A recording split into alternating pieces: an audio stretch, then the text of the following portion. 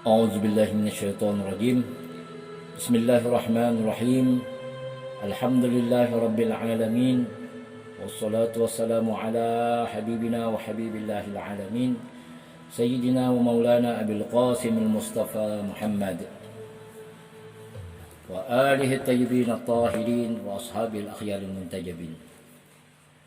وقال رب اشرح لي صدري ويسر لي أمري واحلل عقدة من لساني يفقه قولي.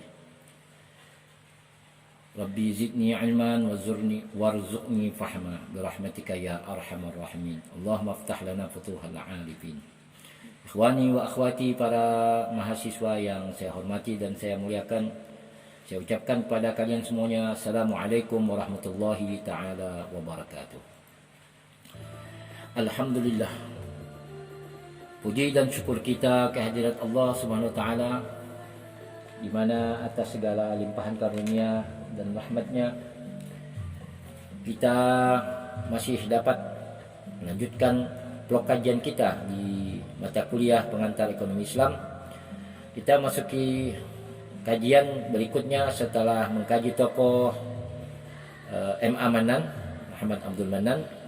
Kemudian kita lanjutkan kepada tokoh mazhab mainstream kedua di dalam pemikiran kontemporer ekonomi Islam, yaitu seorang ilmuwan yang bernama Muhammad Najatullah Siddiqi.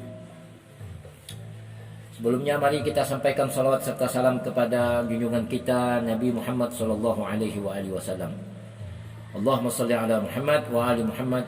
Allahumma salli ala Muhammad wa ala ali Muhammad. Allahumma salli ala Sayyidina Muhammad wa ala ali Sayyidina Muhammad.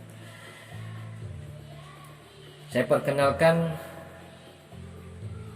siapa sosok Muhammad Najatullah Siddiqi yang akan kita pelajari bersama di dalam blog ini. Mahasiswa yang saya hormati dan saya muliakan, Muhammad Najatullah Siddiqi dilahirkan di Gorakhpur, India pada tahun 1931. Ia memperoleh pendidikan awalnya di Darsal Jamaat Al-Islami Ranpur dan pendidikan universitasnya di Muslim University Aligarh.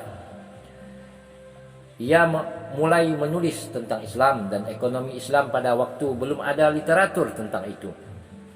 Kontribusi beliau ke jurnal-jurnal di pertengahan tahun 50-an kemudian diterbitkan dalam karya-karya awalnya dalam ekonomi Islam, yakni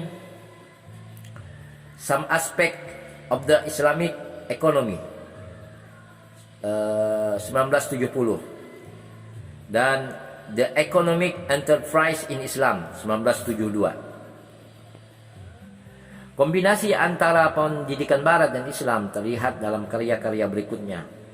Sekalipun mengakui berbagai pendekatan kepada ekonomi Islam, ia telah memilih untuk memakai suatu pendekatan yang menggunakan alat-alat analisis yang telah ada, khususnya dari mazhab sintesis neoklasik Keynesian, namun tetap konsisten dengan nilai-nilai Islam, prinsip-prinsip hukum dan fikih. Nah, semua upaya kepeloporannya dalam Islam selama tahun-tahun 50-an dan 60-an telah menempatkannya sebagai salah seorang otoritas di dalam ekonomi Islam, mewakili pemikiran ekonomi Islam mainstream saat ini. Adapun karir akademiknya bermula di Universitas Aligarh. Disitulah ia akhirnya ditunjuk sebagai profesor dan kepala Department of Islamic Studies, dan kemudian sebagai Reader in Economics di universitas yang sama. Di akhir tahun 70-an ia bergabung dengan King Abdul Aziz Universitas di Jeddah, di mana ia merupakan salah satu pelopor yang mendirikan International Center for Research in Islamic Economics.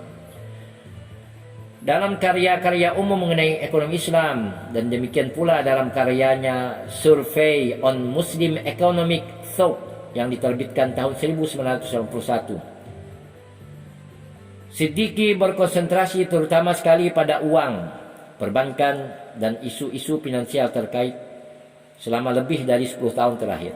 Ia telah menjadi pendukung utama profit sharing dan equity participation dengan menyarankan bahwa kedua mode operasional itu haruslah dapat menggantikan transaksi-transaksi berdasar bunga yang ada. Ia telah menulis sejumlah buku.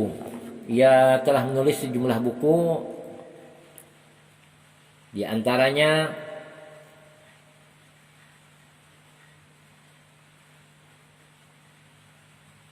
tentang ekonomi Islam, dan senantiasa menunjukkan pendekatan ekonomi berdasarkan fikihnya. Pada tahun 1982 Siddiqui dianugerahi King Faisal International Prize for Islamic Studies karena sumbangannya di bidang ekonomi Islam. Asosiasinya dengan research center dan lingkungan tempat ia bekerja selama satu dasawarsa terakhir telah menjadikannya seorang figur utama dalam pemikiran ekonomi Islam kontemporer. Di sini kita membicarakan pemikiran dan pendekatannya kepada ilmu ekonomi secara umum dengan membuang minat terbarunya tentang uang dan perbankan, karena memang berada di luar ruang lingkup studi kita. Nah, ini berdasarkan penjelasan dari tulisan Aslam Hanif ya.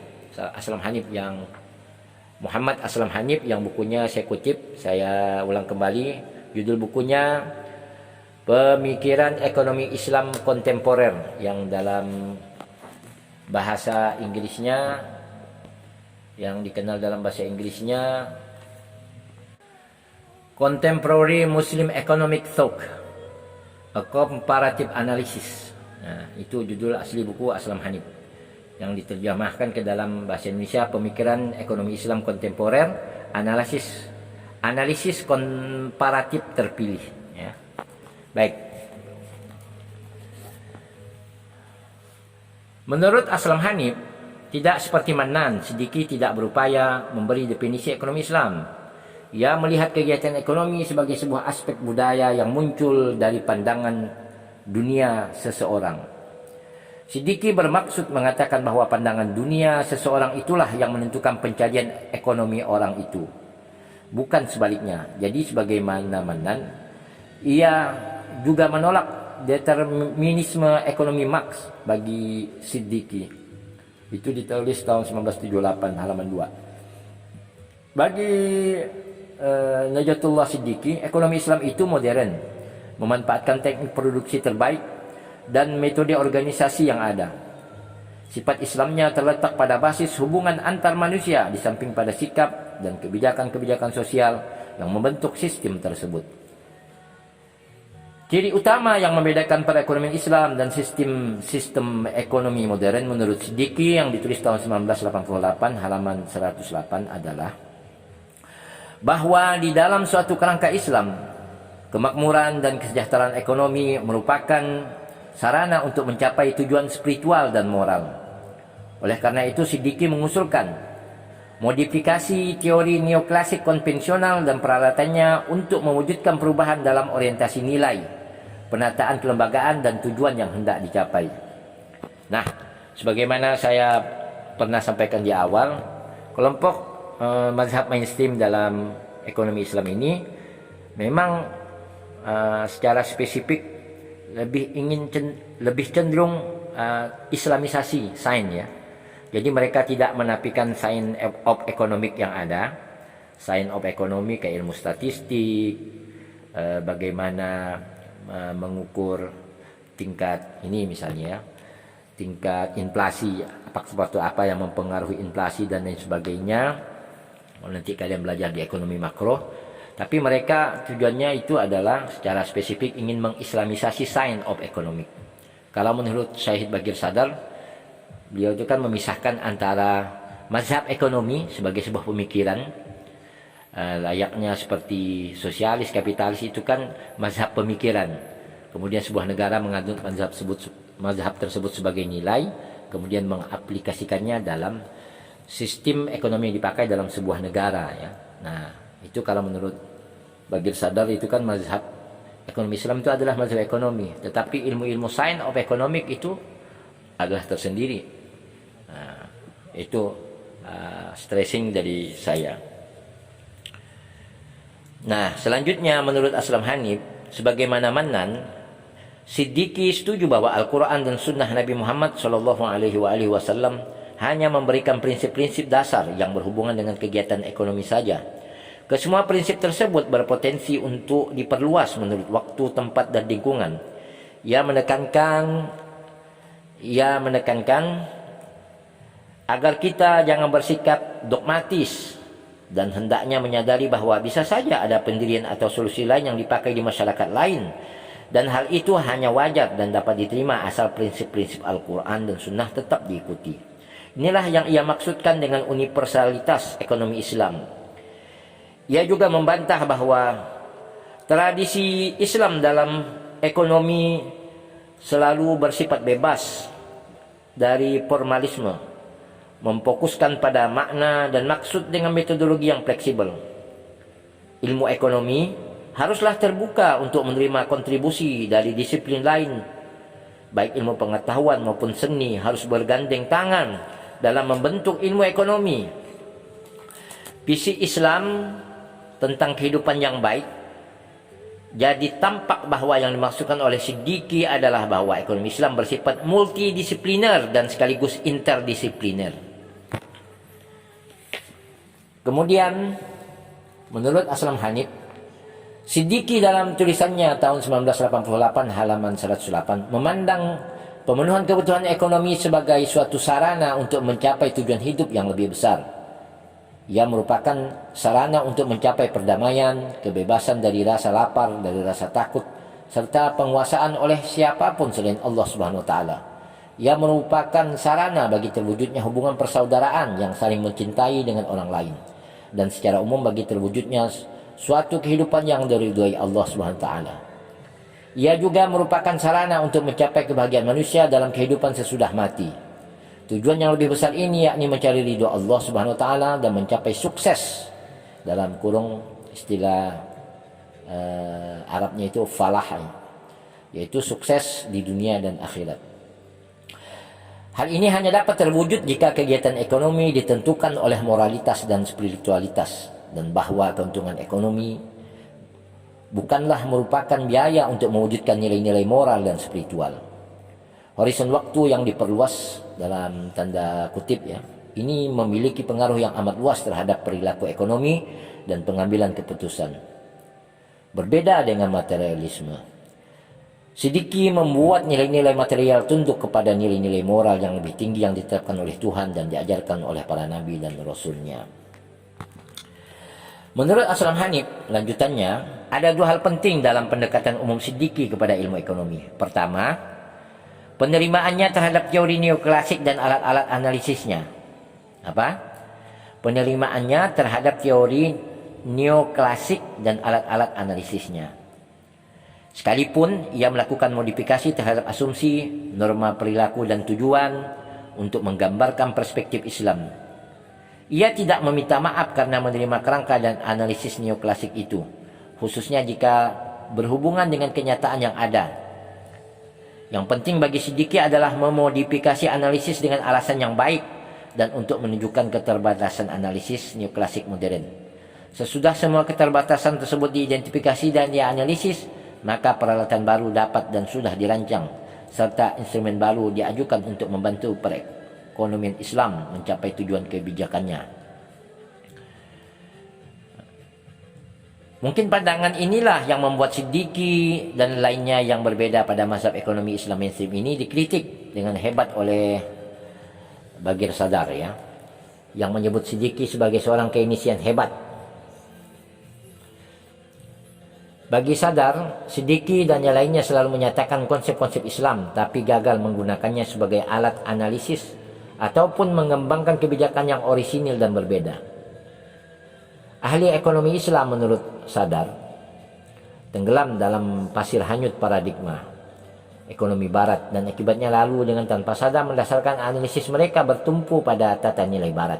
Ekonomi Islam belum muncul sebagai suatu pendekatan yang independen dan interdisipliner untuk memahami dan membangun struktur ekonomi Islam, melainkan hanya merupakan subdisiplin dari ekonomi barat. Mahasiswa yang saya hormati dan saya muliakan, tadi yang pertama, pendekatan umum Siddiqi kepada ilmu ekonomi adalah penerimaannya terhadap teori neoklasik dan alat-alat analisisnya. Kemudian yang kedua, bahwa ekonomi Islam itu merupakan suatu agen Islamisasi.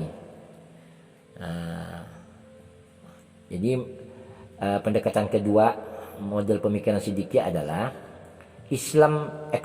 ekonomi Islam itu merupakan suatu dalam quote and quote agen Islamisasi. Hal ini berarti bahwa mendasarkan teori secara keseluruhan kepada observasi, yakni empirisme saja, tidaklah dapat diterima. Hipotesis yang didasarkan pada pemahaman yang benar terhadap sumber-sumber Islam yaitu Al-Quran dan Sunnah, jika dalam observasi terbukti keliru, tak boleh dianggap keliru karena terdapat kebenaran yang lebih besar di dalam sumber hipotesis itu sendiri, yakni Al-Quran dan Sunnah.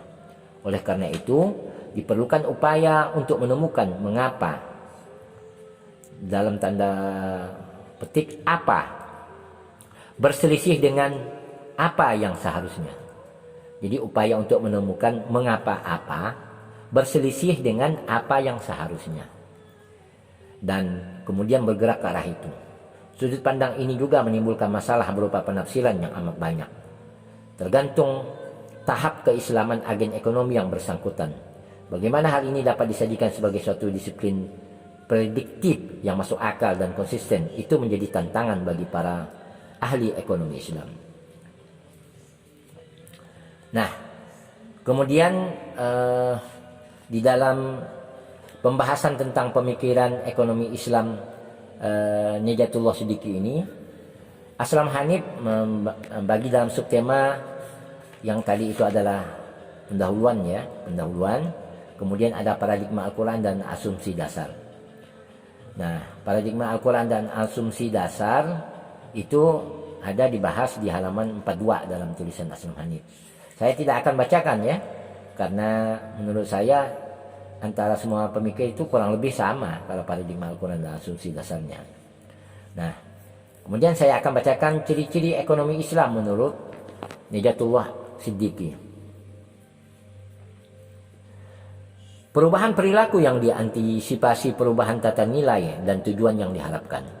Kewajiban untuk mengimplementasikan perintah yang jelas dari Al-Quran dan Sunnah. Demikian pula seluruh struktur sistem Islam akan menciptakan suatu kerangka institusional ekonomi Islam yang unik dan berbeda. Itu semua diterangkan oleh Siddiqi di pada tulisannya tahun 1978 halaman 115 dan tulisannya 1984 sebagai berikut. 1. Hak yang relatif dan terbatas sebagai individu, masyarakat, dan negara. Dari semua hak yang dianugerahkan kepada manusia, Siddiqi menganggap bahwa hak untuk mendapatkan kebebasan menyembah Allah SWT sebagai hak primer manusia. Tak boleh ada yang menghalangi atau membatasi hak fundamental ini. Atas dasar inilah Siddiqi mencoba menghubungkan ekonomi Islam. Oleh karena orang hanya dapat mencapai sukses atau falah dengan memenuhi kebutuhan materialnya secara jujur dan benar, maka ia harus diberi kebebasan untuk memiliki, memanfaatkan, dan mengatur milik maupun barang dagangannya. Namun semua hak itu memancar dari kewajiban manusia sebagai kepercayaan dan khalifah Allah Subhanahu wa taala di muka bumi. Jadi Siddiqi seperti Manan memandang kepemilikan swasta atau pribadi sebagai suatu hak individual selama ia melaksanakan kewajibannya serta tidak menyalahgunakan haknya itu.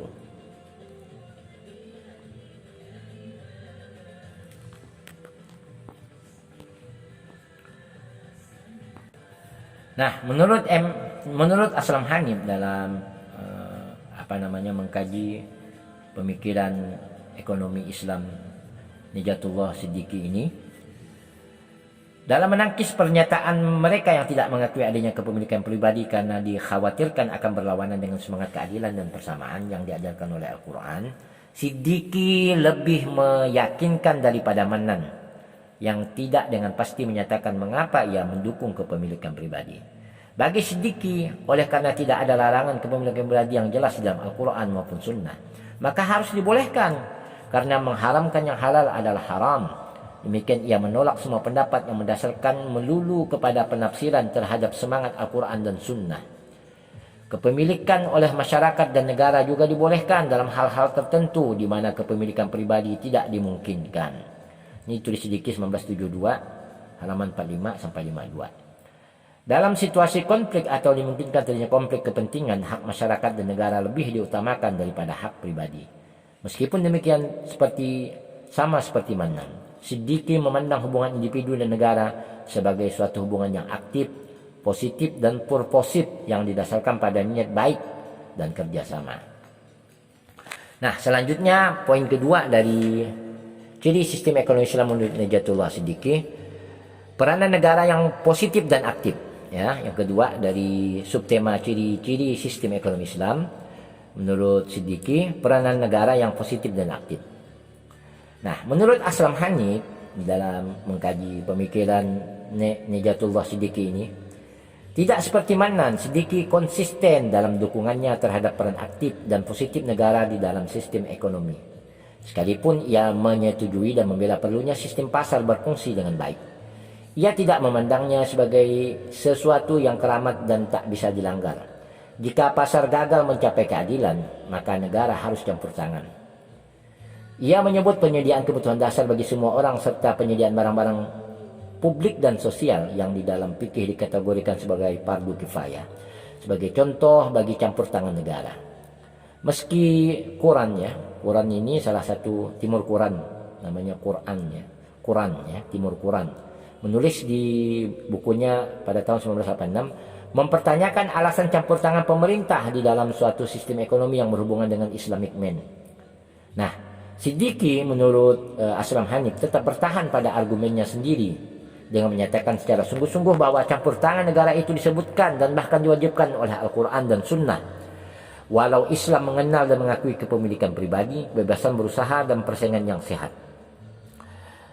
Nah, Siddiqi menyatakan bahwa aturan Islam bagi individu, lembaga serta hukum sosial Islam, bahwa suatu negara haruslah menyelenggarakan serta memberi legitimasi bagi campur tangan negara yang dimaksudkan untuk menegakkan suatu masyarakat yang diisi dengan semangat kerjasama. Jadi stressingnya itu peranan negara yang positif dan aktif menurut Siddiqi itu dalam pemahaman saya itu adalah bagaimana sebuah negara menegakkan suatu masyarakat yang diisi dengan semangat kerjasama. Jadi negara dan masyarakat itu harus bergandengan tangan ya dalam mewujudkan keadilan bersama. Nah itu.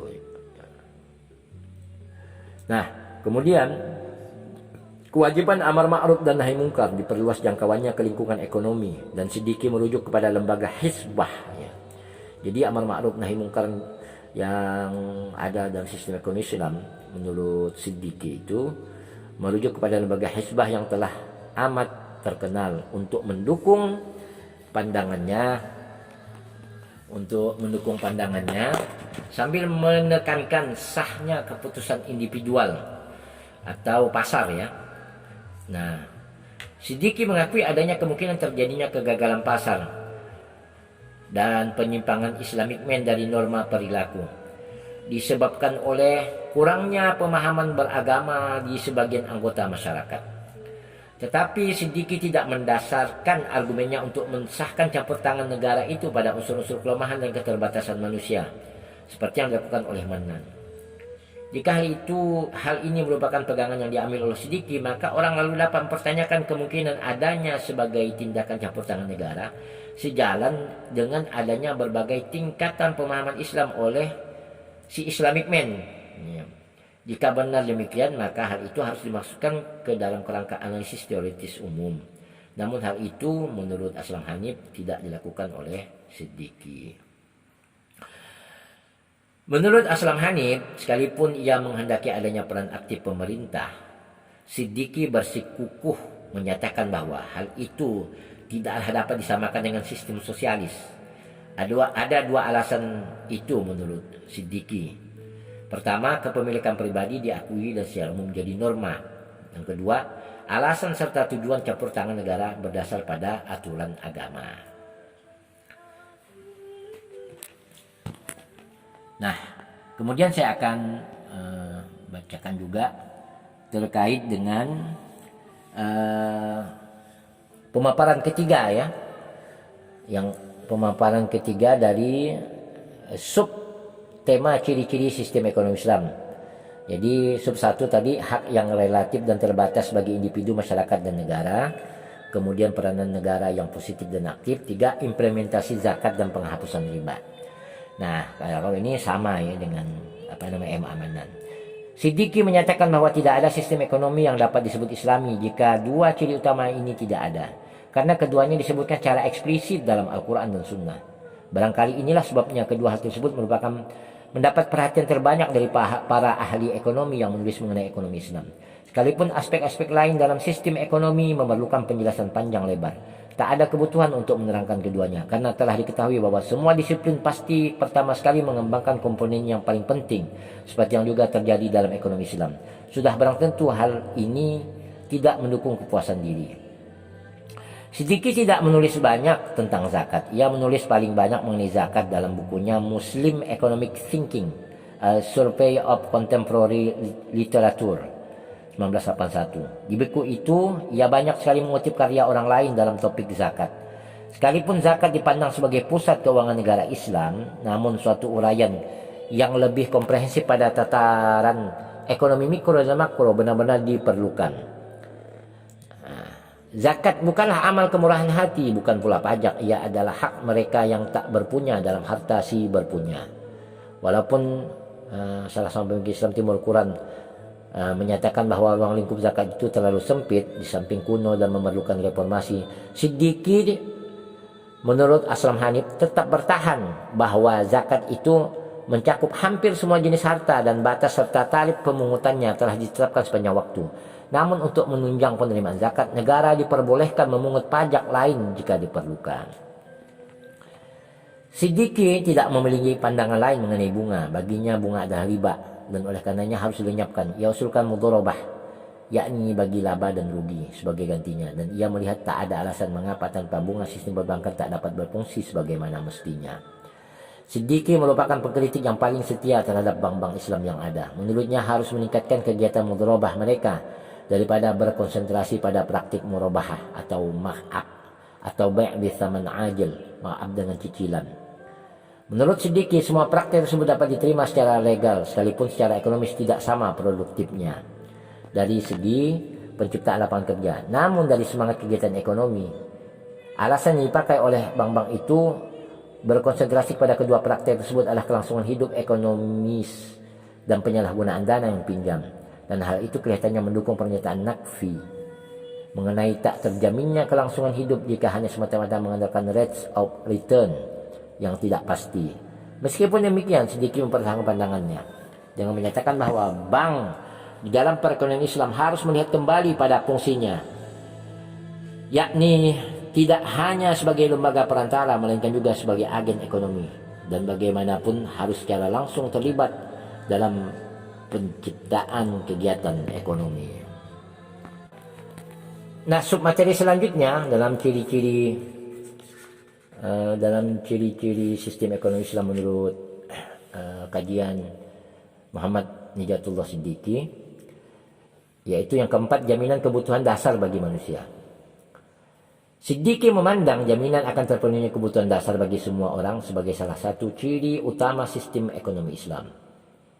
Memang diharapkan orang dapat memenuhi kebutuhan melalui usaha mereka sendiri. Namun, ada saja di antara mereka yang untuk sementara tak dapat bekerja karena menganggur atau sebagian lagi malah menganggur permanen. Karena memang tidak mampu bekerja dan oleh karenanya harus dijamin kebutuhannya. Hal ini jelas sekali dinyatakan oleh Al-Quran dan Sunnah dalam tulisan Siddiqi 1986 halaman 259 sampai 60. Ia menyatakan, prinsip bahwa kebutuhan dasar setiap orang harus dipenuhi sepenuhnya dilandasi oleh syariah. Individu itu sendiri, sanak dekatnya, para tetangga dan masyarakat, semuanya harus mengetahui dan memikul tanggung jawab masing-masing. Namun tanggung jawab terakhir untuk mengimplementasikan prinsip itu terletak pada negara Islam. Ini adalah bagian dari visi Islam. Nah, menurut Aslam Hanif, demikianlah kita lihat bahwa negara memiliki tanggung jawab untuk menjamin terpenuhnya kebutuhan dasar bagi semua orang. Jika kita mengetahui hal ini, pertanyaan berikutnya yang dijawab oleh Siddiqi adalah, apa saja yang termasuk kebutuhan dasar? Menjawab pertanyaan ini, Siddiqi menulis 1986 halaman 258, mengutip pendapat Imam Ghazali dan Asy-Syatibi dengan menyatakan bahwa kebutuhan dasar mencakup apa saja yang diperlukan untuk menjaga agama, kehidupan, akal, keturunan dan harta, yaitu din, nafs, akal, nasr dan mal, Jika diterima ke dalam bahasa praktik, kebutuhan dasar itu akan berupa cukup makan, pakaian, perumahan, jaminan kesehatan, pendidikan, dan juga jika perlu hal-hal seperti peralatan, transport, bahan bakar, dan sebagainya. Itu ditulis oleh Siddiqi 1986 halaman 261 sampai 4. Nah, Naqfi yang menulis di dalam tulisan bukunya tahun 1986 halaman 28791 terlihat mendukung Siddiqi dalam hal ini, terutama yang berkenaan dengan peranan negara dalam kegiatan ekonomi. Namun banyak orang lain yang merasa bahwa daftar yang disusun oleh Siddiqi mengenai kebutuhan dasar itu hampir mustahil dipenuhi oleh negara-negara muslim. Tetapi Siddiqi melihat penyediaan kebutuhan dasar tersebut sebagai suatu proses bertahap yang bekerja di dalam batas-batas keuangan negara-negara muslim. Secara umum, pandangan Siddiqi terhadap kerangka institusional sistem ekonomi Islam itu mirip dengan pandangan Manan dan mewakili pemikiran mainstream dalam ekonomi Islam. Ini menurut analisis Aslam Hanif ya. Kepemilikan mutlak hanya ada pada Allah, tetapi manusia diberi hak yang relatif lagi terbatas bagi kepemilikan pribadi itu. Argumennya dalam hal kepemilikan pribadi lebih meyakinkan, karena merujuk kepada metodologi fikih untuk mendukung pandangannya atas nama keadilan dan kebajikan. Ia menginginkan adanya peranan negara yang aktif dan positif, bahkan membolehkan campur tangan langsung di pasar produk maupun pasar faktor produksi untuk menjamin berfungsinya sistem pasar secara benar. Ia tidak banyak membahas zakat, tapi lebih berkonsentrasi pada penghapusan bunga dan mengartikannya dengan bagi laba dan rugi atau loss and profit sharing. Konsentrasinya kepada perbankan Islam itu lebih telah dikritik oleh bagian Sadar ya, tahun yang tulisnya 1988 halaman 245 yang melihat usaha pemberian instrumen Islami pada kerangka monetaris Keynesian neoklasik sebagai suatu hal yang sia-sia. Bahkan bagian Sadar melainkan Naqfi, Nienhaus dan Quran ini seorang penulis ya, seorang pemikir dan menulis yang syarat-syaratnya pada penggunaan mudharabah belum secara meyakinkan ditolak oleh Siddiqi.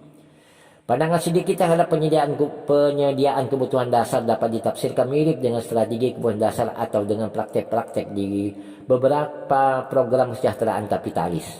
Namun pandangan Siddiqi sedemikian jelasnya ketika ia menekankan bahwa suatu jaminan berupa kebutuhan hidup minimal bagi semua orang itu paling baik dilakukan melalui distribusi aset yang menghasilkan pendapatan, atau dalam istilah ekonominya income yielding assets, yang lebih adil dalam jangka panjang, yang berarti bahwa ia menghendaki adanya reformasi struktural di dalam sistem dan bukan hanya transfer langsung atau pemberian kebutuhan dasar jangka pendek saja.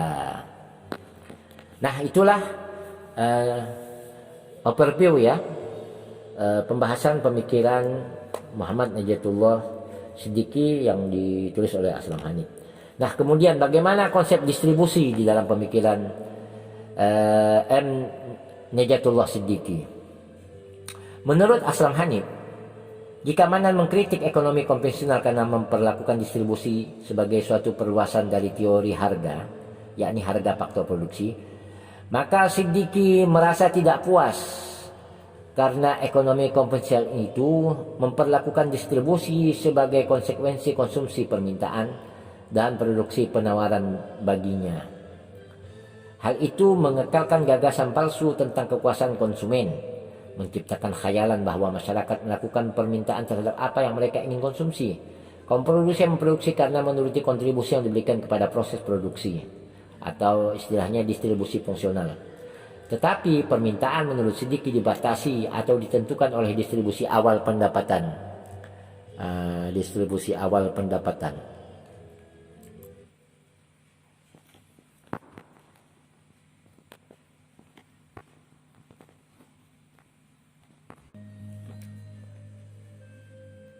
Tetapi permintaan menurut Siddiqi dibatasi oleh atau ditentukan oleh distribusi awal pendapatan dan kekayaan. Oleh karena itu, distribusi semua determinan dan ketimpangannya haruslah dipelajari dan dikoreksi dari sumbernya. Bukan hanya sekadar mengatakan saja seperti yang terjadi dalam ekonomi konvensional neoklasik. Dalam kenyataannya, Siddiqi menganggap distribusi pendapatan kekayaan awal yang tak seimbang dan tak adil sebagai salah satu situasi yang menjadi jalan bagi berlakunya campur tangan negara di samping pemenuhan kebutuhan dan mempertahankan praktek-praktek pasar yang jujur. Nah, itu sekilas pemikiran tersebut membawa Siddiqi menurut Aslam Hanif membahas distribusi hak serta hak atas harta dan kepemilikan awal di dalam Islam, atau seperti sebutan Bagir Sadar, distribusi praproduksi. Kekayaan dapat diusahakan maupun diwarisi, namun dipandang sebagai suatu amanah dari Allah SWT, sang pemilik mutlak. Itu menurut Siddiqi yang ditulis 1986 halaman 156. Tegas sekali beliau menggariskan bahwa oleh karena tidak ada pernyataan eksplisit di dalam Al-Quran dan Sunnah yang melarang kepemilikan kekayaan oleh swasta, maka dibolehkan. Hanya saja hak memiliki kekayaan itu terbatas sifatnya. Hak itu terbatas dalam pengertian bahwa masing-masing individu, negara, dan masyarakat memiliki klaim untuk memiliki yang dibatasi oleh tempat dan hubungannya di dalam sistem sosio-ekonomi Islam. Hak memiliki kekayaan ini menurut Siddiqi yang ditulisnya 1978 halaman 49-74 tidak boleh menimbulkan konflik karena semua lapisan masyarakat akan bekerja demi tujuan bersama, yakni menggunakan semua sumber daya yang diberikan oleh Allah bagi kebaikan semua orang. Jika terjadi konflik kepentingan, maka kepentingan masyarakat atau kepentingan umum harus didahulukan, mengingat komitmen Islam terhadap kepentingan umum atau maslahah al-ammah. Namun itu semua harus dilakukan tanpa melanggar keadilan terhadap individu dan di dalam batas-batas syariah.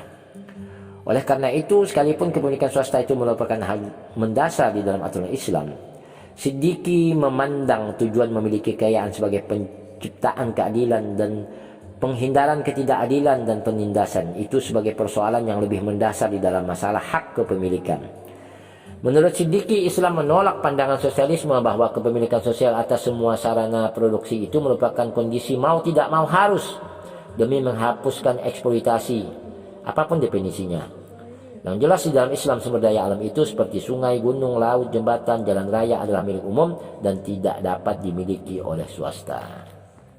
Nah, lebih lanjut, kepemilikan individual menurut Siddiqi, kepemilikan individual menurut Siddiqi terbatas dalam pengertian bahwa hak itu ada jika kewajiban-kewajiban sosial sudah ditunaikan. Dalam pengertian itu, kekayaan swasta dipandang sebagai suatu hal yang mengandung maksud tertentu, yakni dimaksudkan untuk memberi kebutuhan material kepada manusia, pada waktu yang sama bekerja bagi kebaikan masyarakat. Menurut Siddiqi, mengharuskan adanya penggunaan kekayaan swasta secara benar bersamaan dengan norma-norma kerjasama, persaudaraan, simpati, dan pengorbanan diri. Setiap pelanggaran terhadap semua persyaratan tersebut, seperti penimbunan, eksploitasi, dan penyalahgunaan akan menyebabkan hilangnya hak memiliki. Negara dan masyarakat adalah penjaga kepentingan sosial dalam hal ini. Ini ditulis oleh Siddiqi 1978 halaman 119. Nah,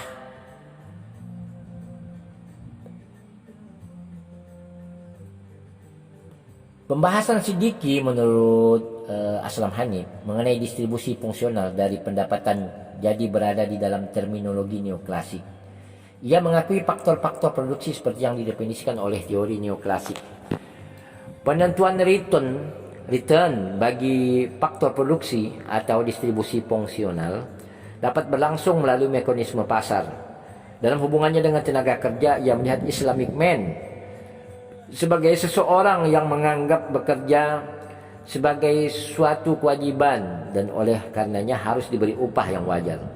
Upah yang wajar itu haruslah ditetapkan dengan melihat marginal productivity, artinya mengakui adanya ketimpangan yang diakui oleh Siddiqi karena menurutnya tidak ada pilihan lain, namun harus ada batas upah minimal serta pilihan bagi pekerja untuk memperoleh bagian share laba jika ia mau mengambil risiko atau untuk tidak mendapat laba sama sekali, terutama bagi para wira swasta.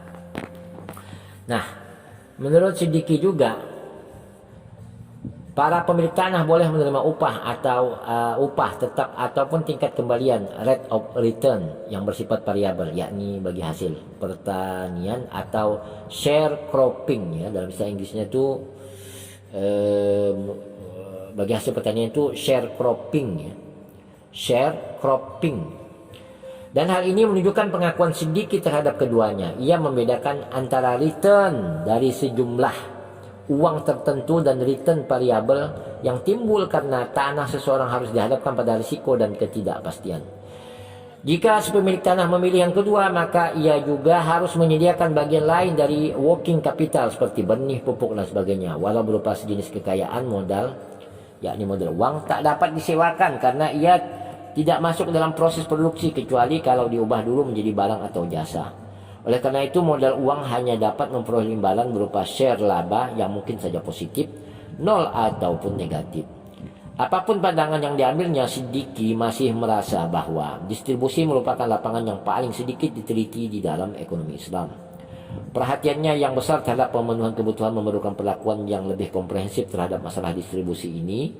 Dan oleh karena tidak adanya karya di bidang itu, maka pendapat-pendapat bervariasi dari saran radikal mengenai sosialisasi hingga pendekatan legalistik yang dimaksudkan untuk mengekalkan status quo.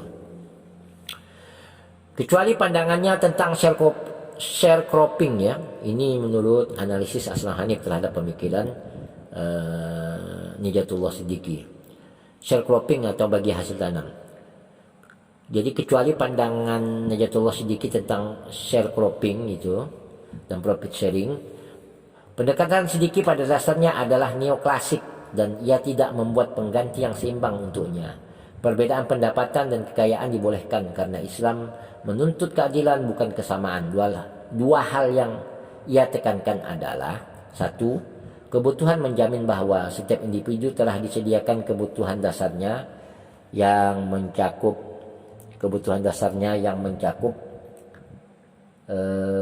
baik keperluan material maupun non material. Yang kedua, tidak ada konsentrasi pendapatan dan kekayaan sehingga ketimpangan akan terkubur dan sesudah itu terkubur pula ketidakadilan dan eksploitasi. Nah, menurut Aslam Hanif dalam analisis ya, membuat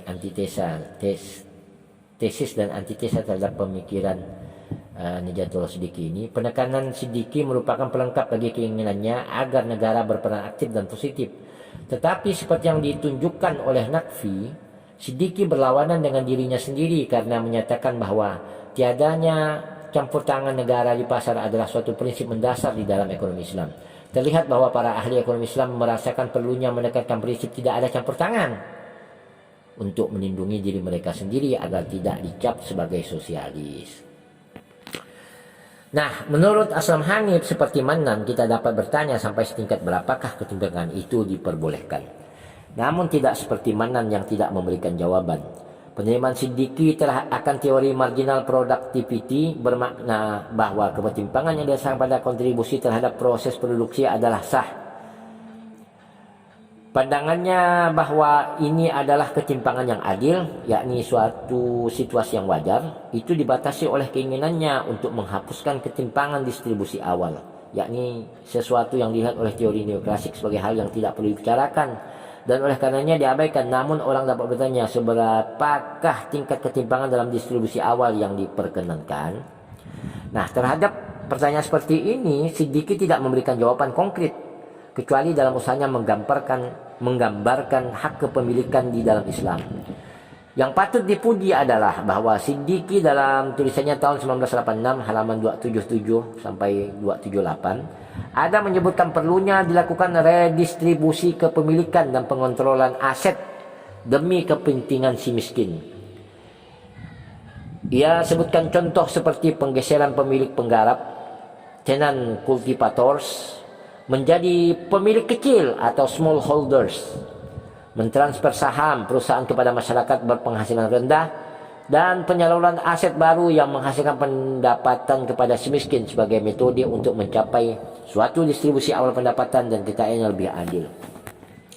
Walaupun Siddiqi menurut Aslam Hanif tidak menguraikan masalah-masalah tersebut, orang dapat melihat bahwa ia berusaha untuk memberikan semacam teori kepemilikan sumber daya di dalam Islam. Anjurannya bagi bersatunya pendekatan hukum dan ekonomi dicerminkan dalam usahanya untuk membahas kepemilikan sumber daya serta implikasinya pada proses produksi dan proses distributif. Namun masalah pendistribusian kepemilikan dan pengontrolan aset khususnya tanah rawan sekali menciptakan konflik dan menghadapi perlawanan dari pemilik seperti yang terjadi di Iran. Kenyataan adalah bahwa sampai batas tertentu land reform telah gagal karena adanya vested interest dan pendapat-pendapat hukum yang menentang distribusi aset. Katanya melanggar hak individu, menandakan adanya suatu dalam tanda quote and quote daerah perang ya. Potensial di dalam perkembangan ekonomi Islam pada umumnya dan teori distribusi pada khususnya. Ini menurut analisa Aslam Hanif terhadap konsep distribusi versi Nijatullah Siddiqi. Nah, kemudian saya akan bacakan bagaimana konsep produksi menurut Nijatullah Siddiqi. Pendekatan Siddiqi pada produksi tenggelam di dalam paradigma neoklasik. Perubahannya adalah bahwa di dalam sistem ekonomi Islam kita berhubungan dengan apa yang disebut Islamic Man, merupakan yaitu perubahan mendasar ini dikatakan akan mentransformasikan tujuan produksi dan norma perilaku para produsen. Bagi Siddiqi, maksimalisasi laba bukanlah satu-satunya motif dan bukan pula motif utama produksi yang ada.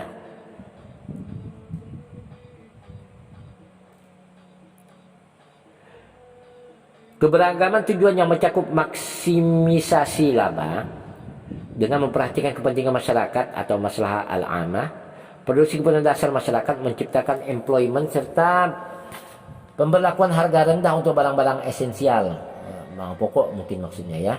Di lain tempat Siddiqi membicarakan mengenai tujuan utama perusahaan, yakni penentuan kebutuhan seseorang secara sederhana, mencukupi tanggungan keluarga, persediaan untuk menghadapi kemungkinan-kemungkinan di masa depan, persediaan untuk keturunan dan pelayanan sosial serta sumbangan di jalan Allah Subhanahu wa taala. Dengan kata lain, produsen sebagaimana konsumen diharapkan memiliki sikap mementingkan kepentingan orang lain, bukannya hanya mengejar laba maksimum. Produsen memproduksi sejumlah tertentu yang masih menghasilkan laba, yang batas bawahnya adalah cukup untuk bertahan hidup. Ia menggunakan istilah laba yang memuaskan, satisfactory. Jadi istilah yang dipakai di dalam istilah Nijatullah Siddiqi itu adalah satisfactory ya. Ini laba yang memuaskan. Jadi jika maksimisasi laba tak lagi merupakan motif satu-satunya maupun utama, konsep rasionalitas pun lalu memiliki arti yang berbeda. Kerjasama sebagai lawan dari persaingan sampai mati dengan produsen lain dengan tujuan mencapai tujuan-tujuan sosial akan menjadi norma, sehingga mengharuskan adanya akses yang lebih besar kepada informasi dalam sistem ekonomi Islam. Itu dalam tulisan Siddiqi tahun 1988 halaman 172. Nah, menurut Siddiqi, barang haram tidak akan diproduksi, barang mewah akan minimal, dan barang perlu akan ditingkatkan produksinya, sementara praktek perdagangan yang jujur akan didorong oleh pahala surga yang dijanjikan kepada pedagang yang jujur di dalam Al-Quran. Sekalipun setiap produsen individual diasumsikan telah memiliki sifat yang diinginkan, mengikuti panduan keadilan dan kewajiban, negara masih diharapkan untuk menjamin penyediaan keperluan dasar dan mengawasi berlakunya kejujuran di pasar. Siddiqi berhati-hati pada topik-topik yang lazim dengan menggunakan istilah neoklasik seperti isokos, isoquant, marginal revenue, marginal cost, dan sebagainya. Ia menerima the law of diminishing return, ya, law of diminishing return, karena baginya hukum itu adalah sebuah hukum alamiah yang berlaku universal, tidak seperti hukum yang berhubungan dengan perilaku manusia. Bahkan ia membahas berbagai struktur pasar seperti persaingan sempurna, monopoli, oligopoli, dan persaingan monopolistik. Baginya persaingan sempurna adalah struktur pasar yang cocok untuk sistem ekonomi Islam. Menurutnya semangat Islam akan mencairkan monopoli yang tidak diinginkan, kecuali monopoli alamiah, menghapus semua sifat-sifat antisosial dan mendorong kerjasama. Dan itu tampaknya merupakan ciri utama bagi produsen gagasan Siddiqi, serta merupakan penasihat bagi keburukan para pemaksimum laba di dalam ekonomi barat. Produsen gagasannya itu akan dapat lebih mempengaruhi pemecahan masalah pasar di dalam struktur pasar persaingan monopolistik, oligopoli dan monopoli. Dan oleh karena kita sedang membicarakan produsen Islami, maka Siddiqi melihat mereka dengan menggunakan kekuatan tersebut untuk lebih jauh lagi berbuat baik bagi masyarakat dengan memproduksi barang-barang perlu. Jadi needs ya, barang-barang yang bersifat needs, bukan want. Ya, kalau dalam istilah need itu adalah kebutuhan pokok, kebutuhan esensial. Kalau want itu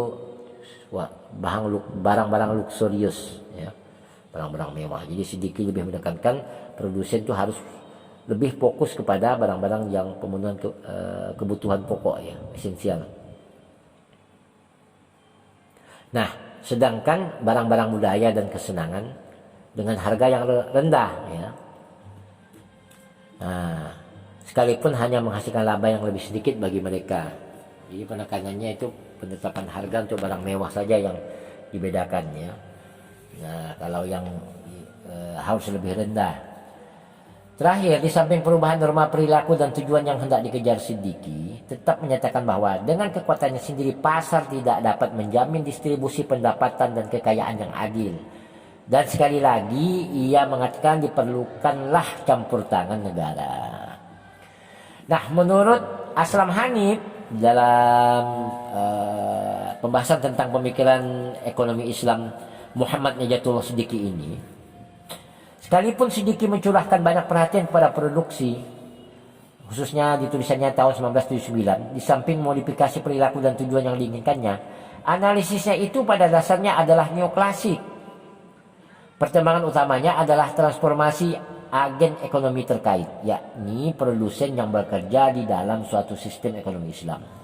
Jika bekerja di dalam aturan Islam, tidak ada produsen yang akan menggunakan kekuatannya untuk memproduksi posisi monopolistik ataupun memanipulasi kekuatan-kekuatan pasar untuk memenuhi keinginannya sendiri. Jika produsen bersedia memproduksi di bawah tingkat laba maksimum, maka profit margin mereka mungkin tidak akan terlalu tinggi. Pertanyaan yang mungkin muncul dari kenyataan ini menurut Aslam Hanif adalah pertanyaan mengenai akumulasi dan investasi untuk pertumbuhan ekonomi. Pola produksi seperti itu juga akan sejajar dengan permintaan. Karena Siddiqi telah menyebutkan perlunya redistribusi sumber daya bagi kepentingan kaum miskin. Hal ini akan berakibat meningkatnya permintaan akan barang-barang perlu. Namun akibat itu hanyalah berjangka pendek saja. Karena dalam jangka panjang, mungkin jangka amat panjang, jika kebutuhan dasar telah terpenuhi, permintaan akan barang-barang kesenangan dan mungkin juga barang-barang mewah akan meningkat. Ini dapat menjadi basis teori produksi di dalam sistem perekonomian Islam, yakni teori produksi yang mengikuti tahap-tahap perkembangan yang didasarkan pada pemenuhan kebutuhan. Jadi esensinya yaitu teori produksi yang mengikuti tahap-tahap perkembangan yang didasarkan pada pemenuhan kebutuhan. Nah, kesimpulan yang ditulis oleh Aslam Hanif tentang pemikiran ekonomi Islam Muhammad Najatullah Siddiqi sebagai berikut. Analisis Siddiqi sebenarnya adalah analisis neoklasik ya. Neoklasik itu mazhab ekonomi juga ya. Jadi biar Anda tahu neoklasik itu apa sih Pak? Nah, neoklasik itu sebuah mazhab ekonomi yang berkembang sebagai reformasi dari sistem klasik ya, Keynesian ya. Nah, tokoh-tokoh neoklasik nanti akan kita bahas ya. Nah, sekali lagi saya ulangi, menurut Aslam Hanif, analisis Siddiqi sebenarnya adalah analisis neoklasik yang dimodifikasi ya, dalam tanda kutip dimodifikasi. Modifikasi tersebut pada dasarnya terjadi dalam dua wilayah. Pertama, asumsi perilaku yang melahirkan Islamic Man. Kedua, upayanya memasukkan pertimbangan fikih ke dalam analisisnya. Menurut Aslam Hanif, sekalipun Siddiqi telah meletakkan banyak ide penting, namun penjelasannya mengenai hal-hal tersebut masih meninggalkan ruang bagi pengembangannya. Baik, itu saja sekilas tentang studi tentang pemikiran Muhammad Najatullah Siddiqi yang ditulis oleh Aslam Hanif yang saya bacakan dalam blog ini. Mudah-mudahan ini dapat menambah khazanah pengetahuan intelektual kita terhadap model pemikiran ekonomi Islam dari tokoh-tokoh ekonomi Muslim hari ini, yaitu tentang pemikiran ekonomi Islam dari seorang tokoh ekonomi Muslim kontemporer yang bernama Muhammad Nijatullah Siddiqi. Nah, semoga analisis serta kritik terhadap pemikirannya ini sedikit memberi gambaran kepada kita tentang model-model pola berpikir dari tokoh-tokoh mainstream yang ada di dalam mazhab ekonomi Islam. Kurang lebihnya saya mohon maaf. Akhirul kalam, wa sallallahu ala sayyidina Muhammad wa ali thayyibin at-tahirin wa ashabil akhyar muntajabin. Assalamualaikum warahmatullahi taala wabarakatuh.